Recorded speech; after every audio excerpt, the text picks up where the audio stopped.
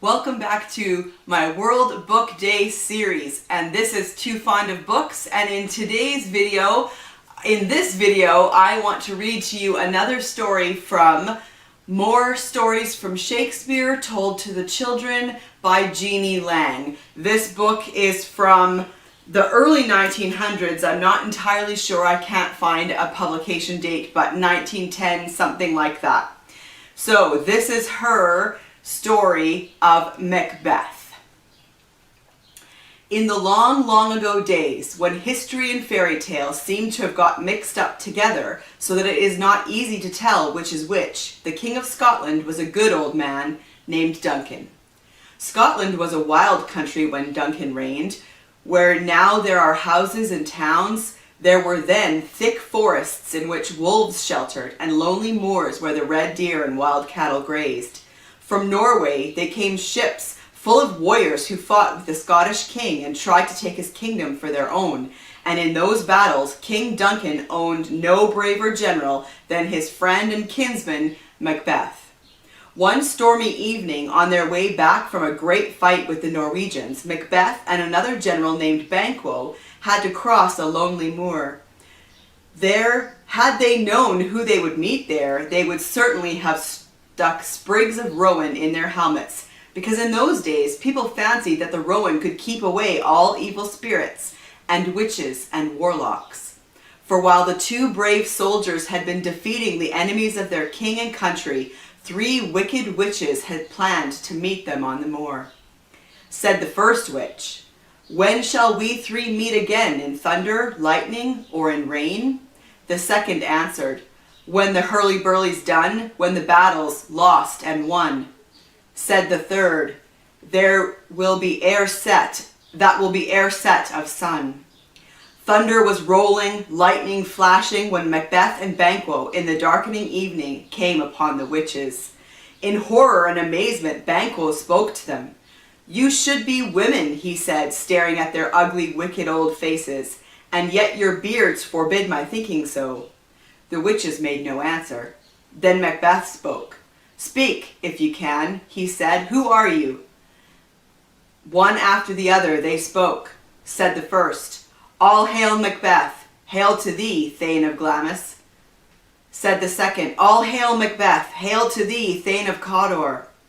Said the third, "All hail Macbeth, that shalt be king hereafter." Now, although Macbeth was the great and powerful nobleman, lord, or Thane of Glamis, he was not Thane of Cawdor, and good Duncan was king, as he very well knew, and had sons who would presently succeed him. Greatly surprised, he begged the witches to tell him what they meant, but they would not. To Banquo too they spoke, and told him that although he would never be a king, kings would descend from him. "Banquo and Macbeth, all hail!" they cried again, and as the thunder crashed and the glare of the lightning, which had lit up all the lonely moor, faded away, the witches vanished into the darkness. While the 2 generals marched on with their troops, pondering the meaning of the witches' strange words, messengers from King Duncan met them. "We are sent to give thee thanks from our royal master," they said, "and to greet thee as Thane of Cawdor." "The Thane of Cawdor lives," said Macbeth. "Why do you greet me by a title that is not my own?" Then the messengers explained that the Thane of Cawdor had plotted against the king, and that his title and lands were taken from him, and now given to Macbeth as reward for his gallant victory. The witches' words had come true. "The witches promised that I should be Thane of Cawdor," said Macbeth to Banquo. "Do you not hope that what they promised you will also come to pass, and that your children shall be kings?" "Were we to believe all that they said," replied Banquo, "you might be led to covet the crown. But oftentimes these wicked ones tell the truth in small things, only to lead us into great evil." But Banquo spoke too late, for Macbeth treasured the words of the 3 witches in his heart, and from that hour he longed to be king. To his wife he told what had taken place, and Lady Macbeth, who was a proud, bad-hearted woman, plotted and planned how she would gain the crown for him. A way was not long in coming. To Macbeth's castle at Inverness came messengers to say that the king and his sons were on the way to pay him a visit. "When does he go hence?" asked Lady Macbeth. "Tomorrow," said her husband. "Oh, never shall sun that morrow see," said the wicked lady. Then she told Macbeth how he must feign great friendship for the king and leave her to manage all the rest. King Duncan was delighted with the castle and all about it. The fresh, sweet mountain air, the darting swallows which had made their nests under the jutting buttresses of the castle, the kindness of his host and hostess, everything came in for a share of the gentle old king's praise. He was tired with his journey and went early to bed, sending, ere he went, by Banquo a present of a diamond to Lady Macbeth, whom he called his most kind hostess. Meanwhile, Lady Macbeth told Macbeth that she had made the 2 servants who slept in Duncan's room drink so deeply of wine which she had drugged that they slept too heavily and stupidly to wake. Macbeth must take the chance, she said, slay Duncan with their daggers as he slept, and lay the blood-stained weapons beside them to show that they were murderers. Macbeth listened, and yet did not wish to listen, for well he loved the good old king who had loaded him with kindnesses, and who was his kinsman as well as his guest. His wife mocked at him, asked him if he was afraid, called him a coward, until at last he promised that when he heard her strike a bell in her room to tell him that all was ready, he would go that night and slay the king. All the castle was silent. No sound was there but the hooting of an owl outside, when Lady Macbeth, having given the signal, waited for her husband's return. Her mind could picture the sleeping king. "Had he not been so like my father as he slept, I should have slain him myself," she said. Then, stealthily, Macbeth slunk into her room, the blood-stained daggers in his hands. "I have done the deed," he said. "Didst thou not hear a noise?" "I heard the owls scream and the crickets cry." "Did not you speak?" she replied. "When?" asked Macbeth. "Now," she said. "As I descended?" "Aye." "Hark! Who lies in the second chamber?" "Donalbain, one of the princes," she told him. The prince was sleeping fast, but to Macbeth and his wicked wife the silent night seemed to have become full of sounds that filled them with fear. With horror Macbeth looked at the blood upon his hands. "This is a sorry sight," he said, shuddering. Then he told her how, when he had driven a dagger home to Duncan's heart, one of the servants laughed in his sleep, and the other cried "murder" so loud that they both awoke.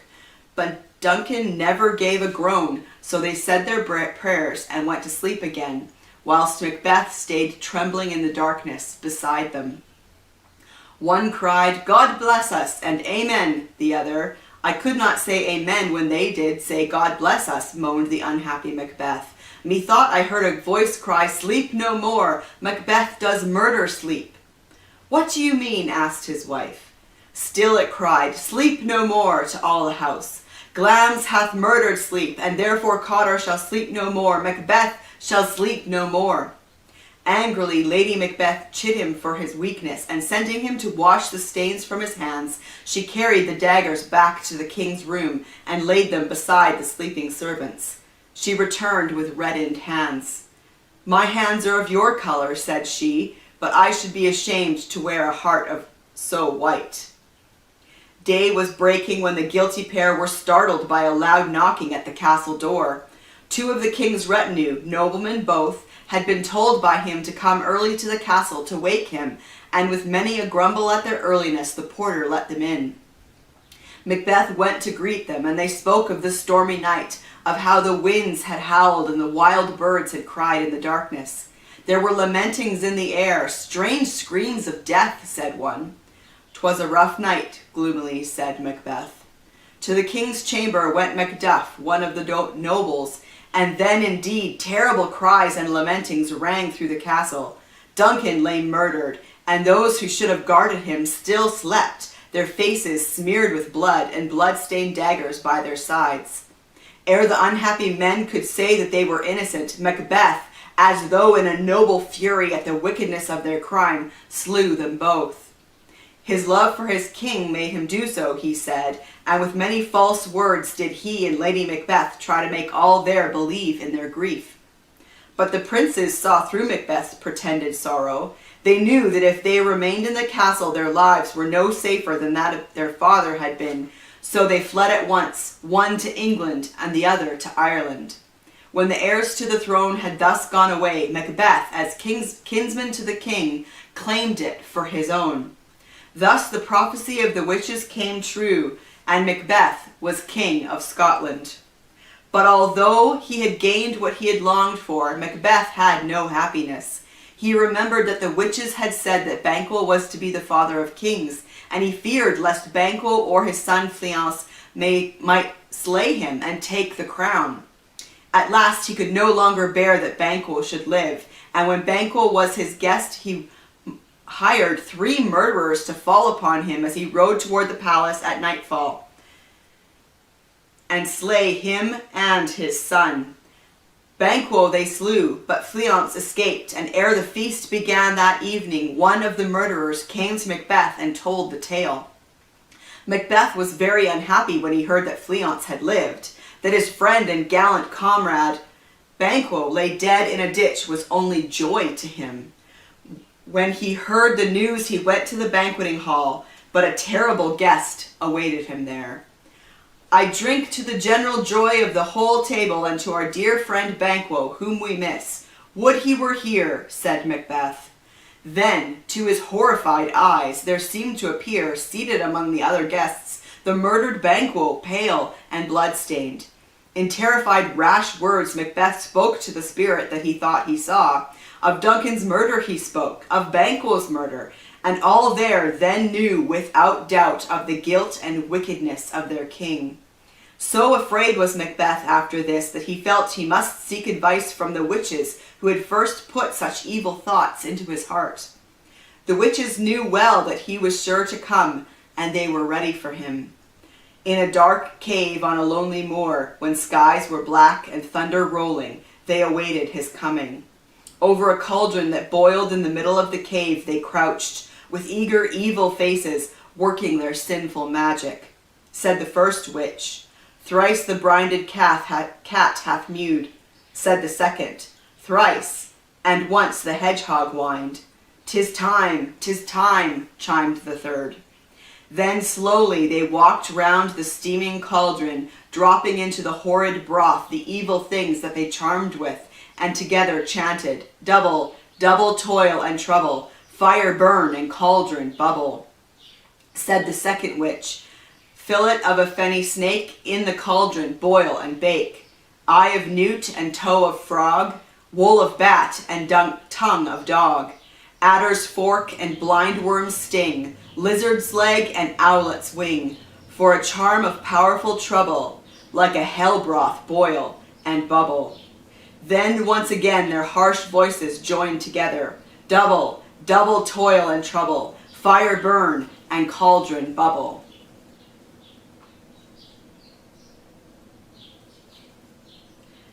Yet more they added to the dreadful brew: a dragon's scale, a wolf's tooth, a witch's mummy, parts of a shark, the root of hemlock dug in the dark, the liver of a wicked Jew, the gall of a goat, the nose of a Turk, slips cut from a yew tree when the moon was eclipsed. And always they sang their evil chant: "Double, double toil and trouble, fire burn and cauldron bubble."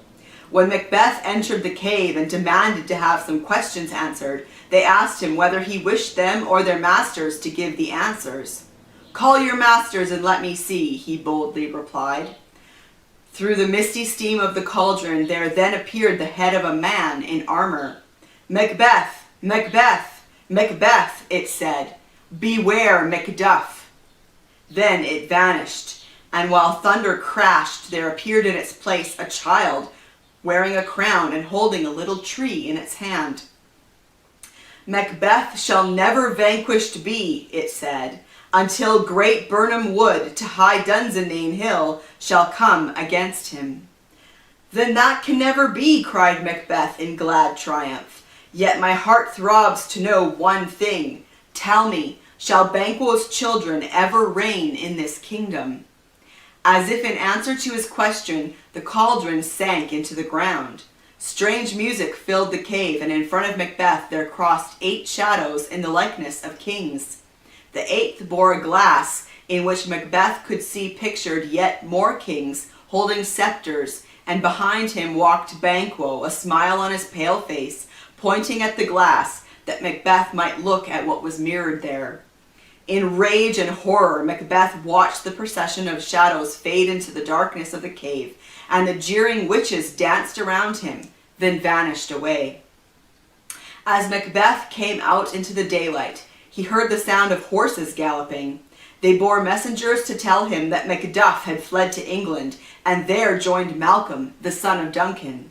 So Macduff, whom he had been warned about, was beyond his reach. He could not kill him, but at once he seized his castle, slew his wife, his brave little son, and all his other children, his servants, and everyone who was related to Macduff. When news of Macbeth's savage cruelty reached Macduff and Malcolm, they speedily raised a large army and marched north. Macbeth was mustering an army to meet them when his wife became very ill.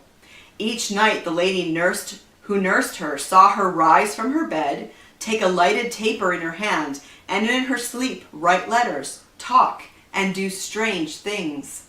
One night the doctor and the lady watched together.